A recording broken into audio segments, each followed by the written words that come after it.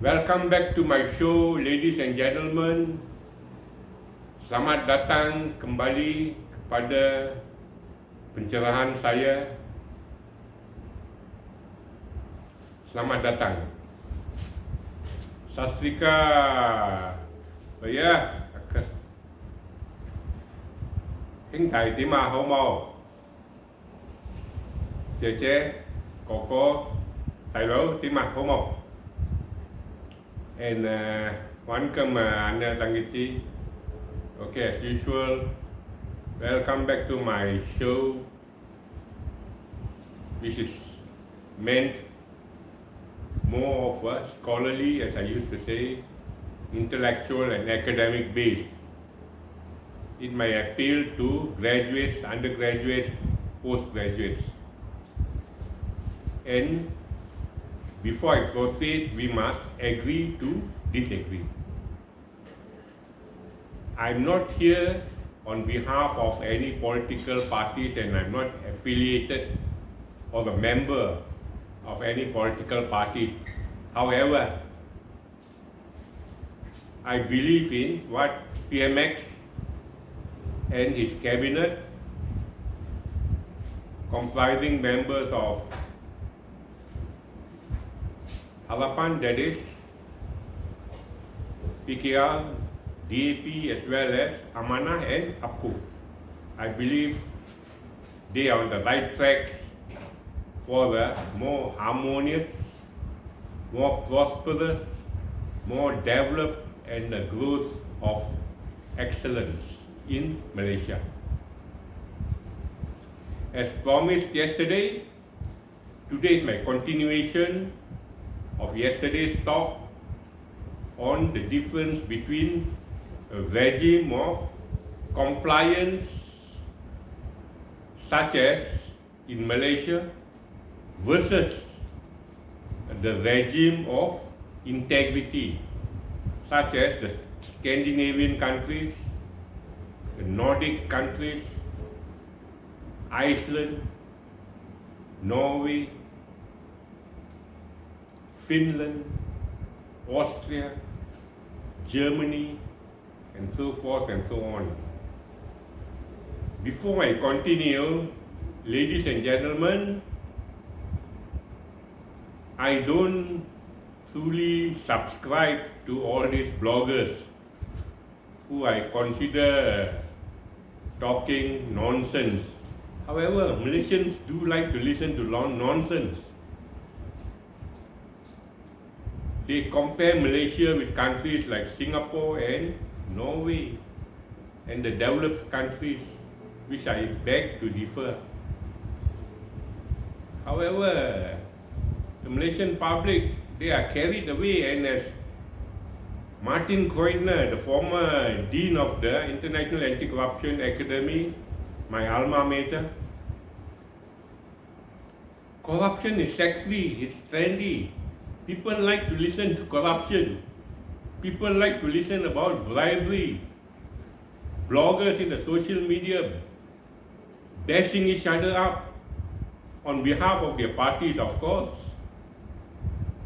Politicians on both sides of the divide spreading lies, rumors, and many other false misconceptions, false news, fake news, whereas according to Edelman Trust Barometer 2023-2022, fake news is on the increase in Malaysia, and people like to indulge in fake news. People like to curse and swear, especially the bloggers. The more you curse, the more you swear, the more viewers you get.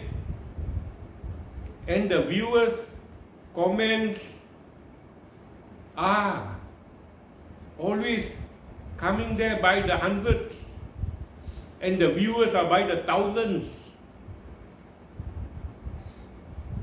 I am a viewer as well, but however, I pass it as a form of entertainment, to make me laugh, to make me be cheerful, be jovial, with all these politicians on both sides of the political divide, shouting at each other, yelling at each other, backstabbing each other, which is on the most part of it baseless and unfounded. But however, I still believe in PMX and his able cabinet of PKR, DAP, APCO as well as Amanah, because they talk based on evidence, based on facts and figures, based on actual events, through statements, and they got documents and it's recorded to show that PMX is bringing in investments by the billions, and the latest addition to his trophy, to his accomplishment, to his achievement is Infineon, a German company, which is also bringing in billions of ringgit in investment, foreign direct investments, and it's all documented, it's all recorded, and as such, I, being a qualitative research and development believer, I'm inclined to do my research. I tend to do my research based on qualitative methods. However, some other research and development professionals believe in quantitative, that is statistics, data, etc., etc., etc. However, I'm a qualitative analyzer, ladies and gentlemen, and my thesis, both my undergraduate and postgraduate,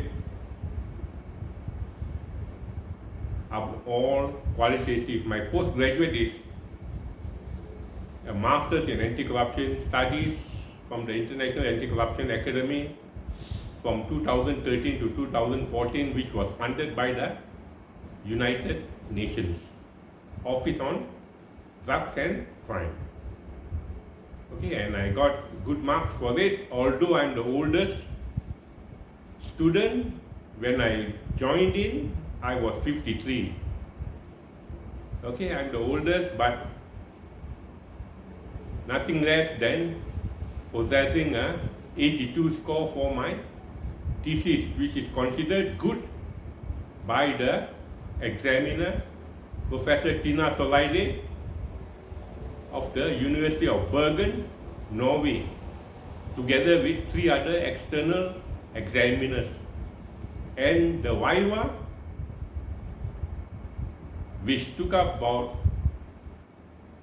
1.5 hours, I breezed through it. No problems, no issues, nothing of any adverse comments from them, and they were all unanimous in giving me 82 marks. Okay? Now I'll go to the topic proper. What is the regime of compliance in Malaysia, and what is the regime of integrity of Scandinavian and Nordic countries in Europe? We Malaysians are trying to go into the integrity regime very hard. We are trying our level best. And with PMX, I believe it will be slow but sure to reach the integrity regime. Whereas the integrity regime, such as Austria, Norway, Finland, Iceland, they are going towards nirvana, enlightenment, happiness. They don't want a government, as a founding father of the American Constitution says. if society is made up of angels, there will be no need for the government. I believe it makes sense, very rational, very logical indeed. Okay, in compliance, such as Malaysia, we need rules, regulations, laws to keep us on track. These rules, laws are there for us to comply because we are in the compliance regime. Whereas countries in the integrity regime, as said just now, they are more value-based anyway. Integrity is doing the right thing when no one is watching you. Doing what is right doesn't cost you. It's morally justified. It's religiously sound. So Western countries such as Norway, Sweden, Switzerland, they are more value-based. They believe in good values, noble values. They believe the way ahead is integrity. And sooner or later, they will go into nirvana, happiness, enlightenment. Whereas developing countries and underdeveloped countries, we are struggling to go into the integrity regime. Countries such as Indonesia, China, Uganda, Somalia, Myanmar, North Korea, they will indeed take a lifeline. They'll take a lifetime, to go into the integrity regime. Why? Simply because these countries are ruled by the junta. There's no rule of law.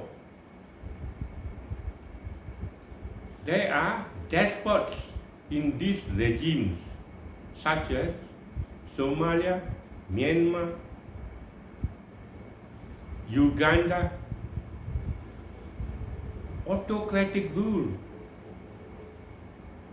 In Malay, it's called pemerintahan kuku besi. He's ruled with an iron fist. He is the absolute ruler, and as Lord Acton has to say, power tends to corrupt. Absolute power corrupts absolutely. These dictators, these despots, they have absolute power and they are corrupted absolutely. I tend to agree with Lord Acton. Okay? Malaysia rules, regulations, laws are always there for us to abide by, or else you face the long arms of the law. However, these laws can be broken, as some claim, because they are man-made. Well, it's up to you guys to decide whether that statement is true or false. Okay, the second characteristics of a compliance regime is that it's adversarial, name and shame, litigation. Look at the bloggers, look at the politicians, look at the bureaucrats. They don't practice the arm's length principle. What is it, the arm's length principle? Whenever you deal with the local, Chinese, Malay, or the Indian, Kadazan, Dusun, Murud, or the Land Dayak, Sri Dayak, you have to apply the arm's length principle, ladies and gentlemen, whereby everybody is treated equally at arm's length. However, in Malaysia, if you care to notice, because it's a syndrome of oligarchs and clans, people of the same clan, they treat members of society, members of the community of the same clan with favoritism, with more friendly basis, like brothers and sisters when you come from the same clan. Let it be the Malays, let it be the Chinese, let it be the Indians, let it be the Sikhs, let it be the Kadazan, Dusun, Murud, let it be the Land Dayaks, let it be the Sea Dayaks. It's all the same. Because we have our respective cultures, we have our respective socializations, and nobody can say that we are wrong. We might be, to a certain extent, racist. Or if you are a sociology student, you might be a bit ethnocentric. It can be accepted in countries where there's a cosmopolitan society, a multicultural, multi-religious, multi-racial. You can expect all this to happen to a certain extent, of course. Okay, that is what name and shame is all about.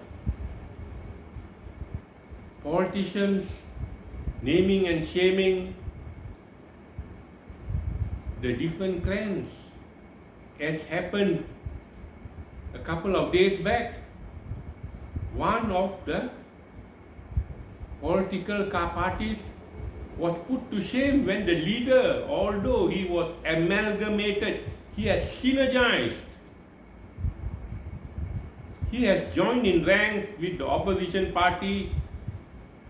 He was openly disgraced. He was openly humiliated. He was openly made to be embarrassed, although he is the candidate for the opposition in a certain constituency. Isn't that a shame? Are you surprised? I am not. No way, Jose. Can you make it in that kind of situation? If the public there, the citizenry there, do not accept you, I am sad to say that that's a losing battle. But the war in this present political climate is far from over. And I don't see the real outcome anyway. And I'm not in a position to judge. Neither am I in a position to generalize. In academic studies, scholarly studies, okay, intellectual studies, never ever judge, don't be judgmental, and never ever generalize. Unfortunately, this is what the social media bloggers are fond of doing. That's their bread and butter. They survive on it, they thrive on it. Okay? They are judgmental, they generalize, which I really don't agree. I tend to believe that it is the rule rather than the exception. Among bloggers, they get carried away. Empty vessels make the most noise anyway. However, mine, I'm a blue ocean strategist, as I said over and over again. I think nobody in the blog, in YouTube, ever talks on a scholarly basis, intellectual basis, on a book review basis, on corruption. But I like to do that. Giving news of real life events based on literature review, based on books, based on intellectuals, professionals. I believe in empowering professionals to carry out, to perform, to deliver the best there is in democracy. However, in the integrity regime, people seldom name and shame, individuals, parties. They seldom bash each other up. Theirs is more of a, theirs is much more of a name and fame. Okay?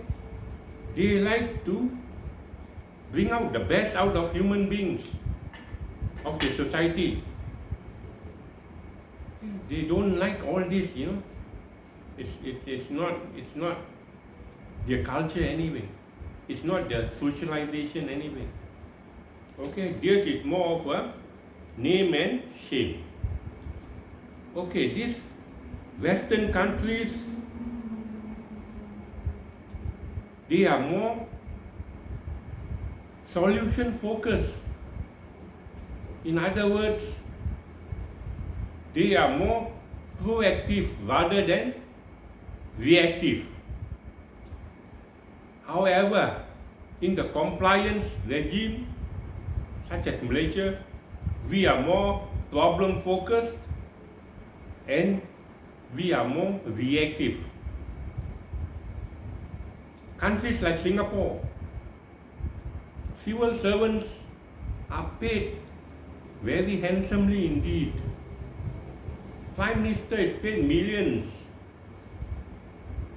every month. So there is no need for corruption.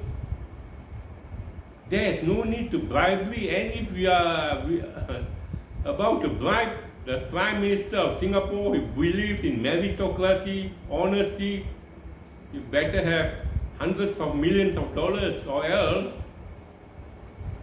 you can go and fly kites, because he's already receiving millions monthly.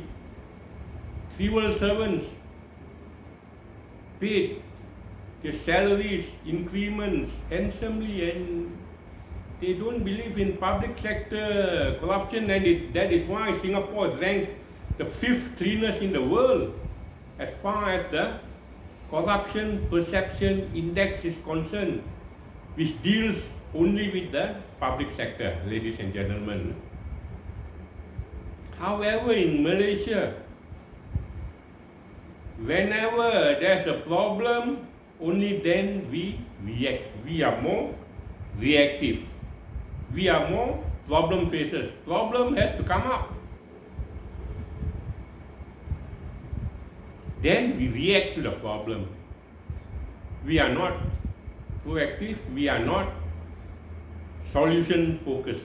Okay, like the Western regimes, integrity regimes. Okay. Besides that, there is lack of discretion among compliance regime countries, as Trigard has correctly, has rightly brought up the formula of corruption equals monopoly of power plus discretion minus accountability. The key word here is discretion, whereby compliance regimes has very low discretion. We don't give our civil servants the discretion to make decisions, which is the right thing to do, or else everybody will be on the take. Everybody will receive a bribe if you give them too much discretion. That is what Trigard's formula is all about, as far as developing and underdeveloped countries are concerned. However, countries in the integrity regime, they have high discretion. Let me give you an example. While I was studying in Austria for 2 years for my master's anti-corruption studies degree, I and two of my Austrian friends went to an Austrian restaurant because of their high affluence, high wealth. They didn't want to serve us. Okay? And whenever you go to the road transport department whereby it is privatized, you don't have to worry. There will be only one person there. And the person there gets the job done perfectly. No complaints at all against them. No complaints of corruption, no complaints of bribery. In Malaysia, as I mentioned earlier in my talks, my first case involved criminal misappropriation of property. The accused who was prosecuted acted dishonestly, whereby in the receipt book he has the discretion of writing the amount of traffic summons as well as keeping the money, as well as holding it the whole day long. And the end of the week is put into this superior. Imagine within 1 week how much manipulation can he do, how much harm he can do to the government coffers. In the case which I prosecuted, my first case in fact, the original copy states a $300 traffic summons fine. However, the second, third, fourth copies, it's only stated 30 ringgit. Imagine the traffic police staff concerned has siphoned 270 ringgit from each traffic summons. There's no check and balance, in other words. There's no suppression of power, if you prefer, in the service as far as the traffic police is concerned, because those days he collects the money, he writes the receipt, he keeps the money, because I guess, can't really blame anybody. They are understaffed, perhaps. However, I tend to believe that if there is no checks and balances, there is no suppression of power, corruption, bribery, misuse of power, abuse of power, malfeasance will definitely happen. Okay? Thereby, you guys can either agree or disagree with me. No issues on that. Okay, the next thing is that in the compliance regime,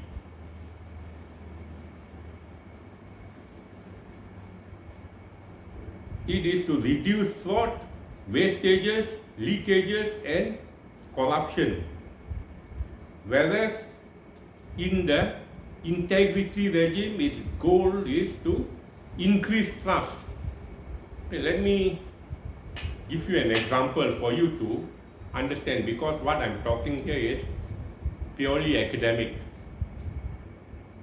What's the meaning of increased trust as in the goal of the integrity regime? When I was in Vienna for 2 years,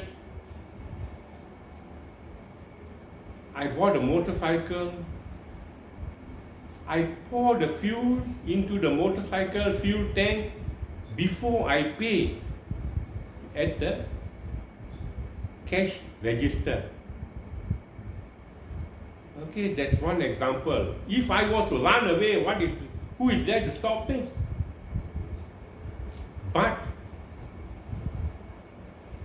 I'm of integrity. So after paying, let's say it comes to about 50 euros. Fuel is quite expensive over at the Austrian country. 50 euros. I go to the counter and then I pay 50 euros. Okay?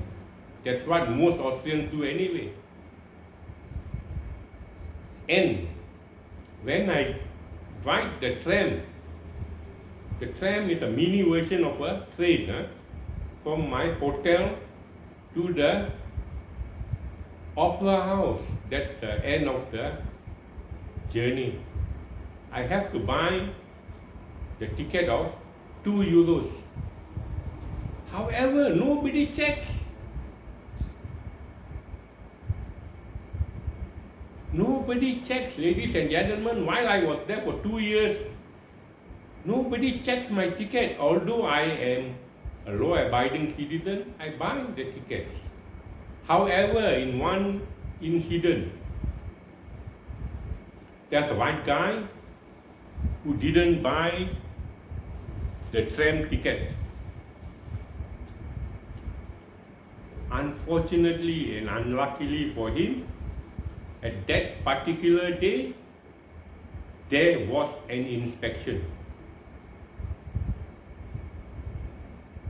The ticket inspector is accompanied by 2 policemen, and since the culprit did not buy his ticket, he was immediately escorted by the policeman, and I was made to understand by my Austrian colleagues the fine can go up to 500 euros. For the €2 ticket, you get fined 500 euros. Can you believe that? So it's a deterrent, in other words. However, their goal is to increase trust. So in the tram, whereby there's about 200 to 300 people, there's one bad apple who is a freeloader and wants to ride the journey free.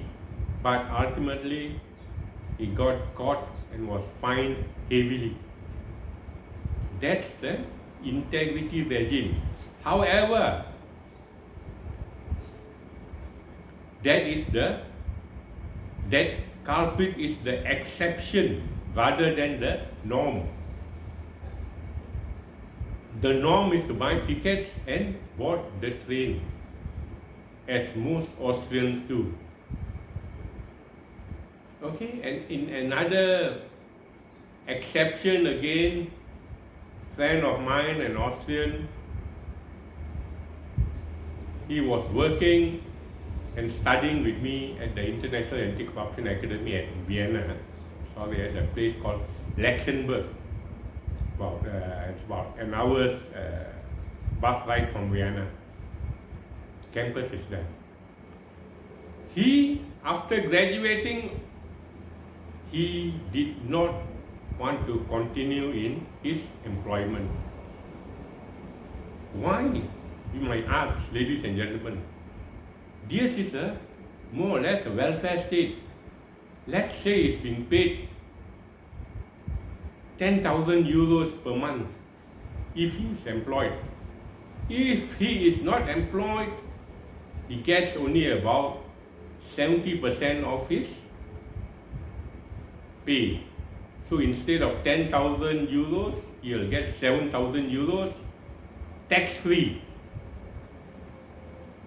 In Vienna, ladies and gentlemen, the tax regime is very high. You pay 55% of your income, to the tax department, to the taxman. If you earn 10,000, you pay 5,500 to the taxman without fail. Why? It's a safety net anyway. Like my friend, refused to work, he gets 70%. If his employment monthly remuneration is 10,000, he gets 7,000. And it becomes lesser and lesser by the year. So he wasn't working for 2 years. The first year he got 7,000, whereby he traveled throughout Southeast Asia, including Malaysia.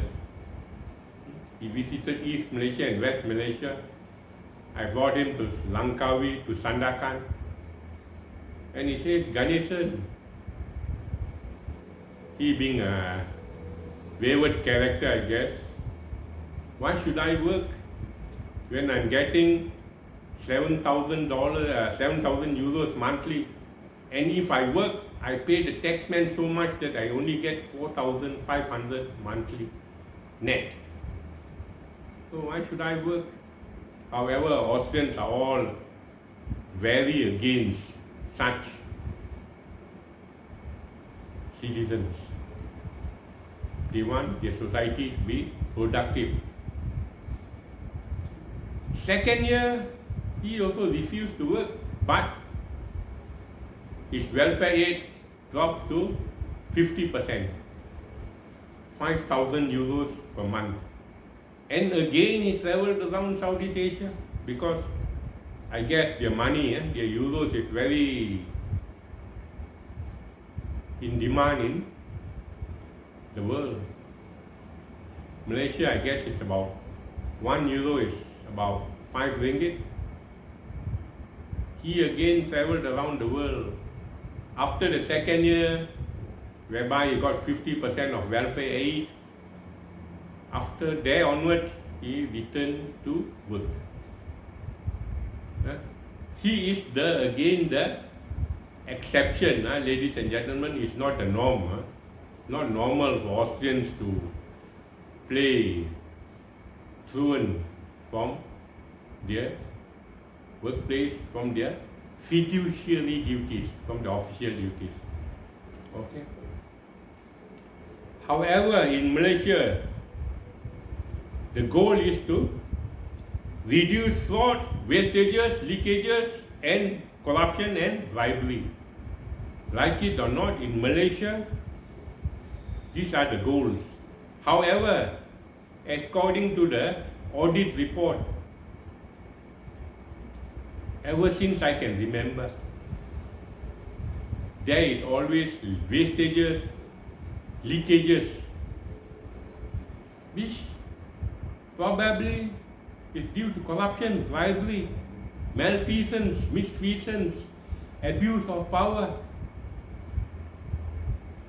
Every year, year in and year out, the audit report says lots of wastages, leakages going to the billions. And as such, our goal is to reduce all this, reduce fraud, reduce these wastages, leakages, corruption, is to try to minimize this, although it's impossible to eradicate it totally. Although it's impossible to halt it, stop it, absolutely no way, Jose. You can minimize it, can reduce it, fair enough, I agree with that statement. But whenever I hear that it can be eradicated totally, it can be stopped indefinitely, those also roar away with laughter. The joke of the century. Even Western societies can never admit they are totally free of corruption. And Malaysia, can you imagine that, saying that it's corrupt-free society? Okay. Well, that doesn't seem right to me. But I said my piece. You also have the right to say your piece. You say whatever you want. It's a free country anyway. It's a democracy, but you can say that to all the morons, nincompoops, to the idiots, to the walaons, to the seluang. Fair enough, they will believe you and they will clap. They will praise you. Probably, possibly you are the voice of God. Probably, possibly, you are 100% clean. And ladies and gentlemen, I'm not saying, I'm a fan of a person who is 100% integrity. I don't believe it happens. Okay, integrity is perfection. Integrity is godliness. Can a human being be perfect? Can a human being be equal to God? Well, if you say you are equal to God, you are the voice of God, you represent God, you are God, well, go ahead anyway, because there will be many believers, the so-called walaun and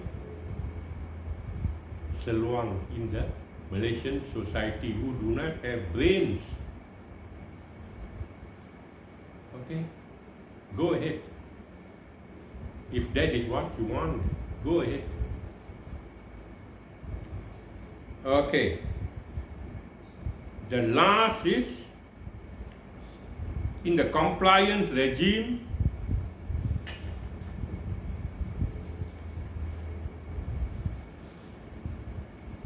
Applications and enforcement of these procedures, okay?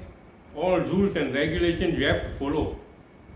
Whereas in the integrity regime, they acknowledge discrepancies between policies, rules, and laws.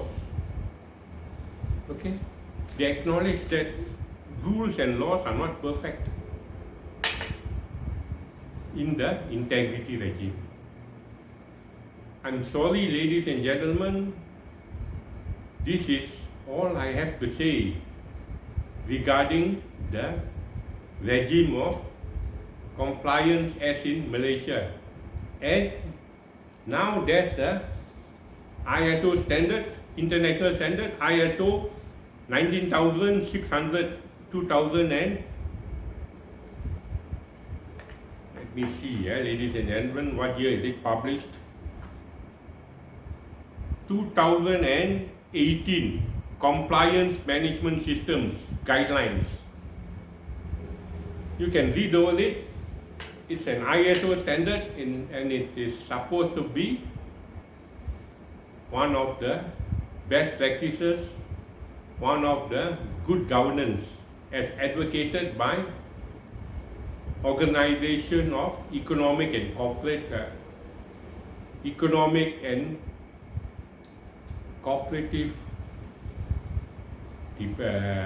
OECD. I'm sorry, I really forgot. Organization of Economic Countries, some sort like that. Okay, OECD or Organization of Economic Countries and Development, as well as UNCAC, United Nations Convention Against Corruption, Islamic Organization countries, and many other international standards which practice good governance, which practice the best practices, okay, and other countries which have already achieved good management system. Successful Compliance being one of the books written by Dr. Barbara Naiga, published in 2021. Okay.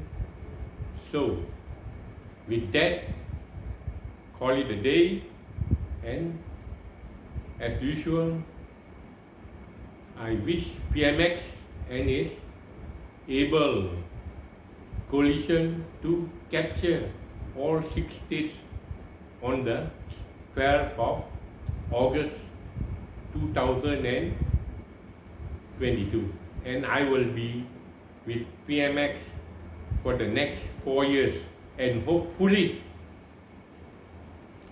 beyond the 4 years, whereby I sincerely pray